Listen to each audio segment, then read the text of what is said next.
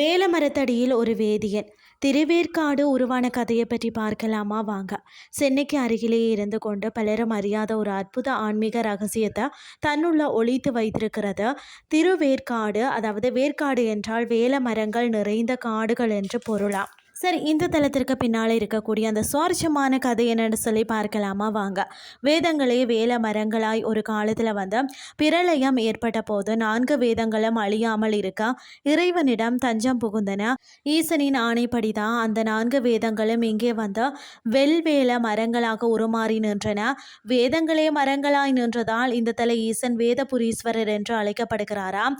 மற்றது அகஸ்தியருக்கு கிடைத்த அந்த பெரும் பாக்கியம். அதாவது பார்த்தீங்கன்னா, கைலாயத்தில் சிவபார்வதி அதாவது திருமணம் நடந்த போது உலகத்தை சமநிலைப்படுத்ததான் அகத்திய முனிவர் தென் திசை நோக்கி வந்தாராம். அப்போது அவருக்கு திருமண காட்சியை காண முடியலையே என்ற ஒரு வருத்தம் இருந்ததாம். அவரது பக்திக்காக இதோ இந்த திருவேற்காடு தலத்துல தான் இறைவன் தனது திருமண கோலத்தை அப்படியே காட்டி அருளினார் என்று கருவறையில லிங்க திருமேனிக்கு பின்னால அம்மை அப்பனை திருமண கோலத்துல நாம தரிசிக்கலாம்.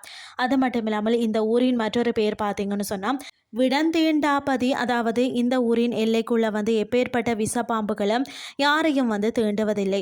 ஒரு முறை ஆதிசேஷன் இறைவனை வழிபட்ட போதுதான் இந்த எல்லைக்குள்ள இருப்பவர்களுக்கு தான் எந்த ஒரு துன்பமும் இழைக்க மாட்டேன் என வாக்கு கொடுத்தாராம்.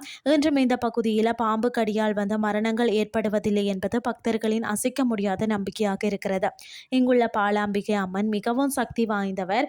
திருமண தடை இருக்கிறவங்க இங்கு வேண்டிக் கொண்டாலே விரைவில் கைகூடுமாம். இந்த தலத்தின் விருட்சமான வேல மரத்தடியில் அமர்ந்து தியானிப்பது மன அமைதிக்கும் ஞானத்திற்கும் சிறந்ததாம். 63 நாயன்மார்கள் ஒருவரான அதாவது முர்க்க நாயனார் அவதரித்த புனித பூமி தான் இது.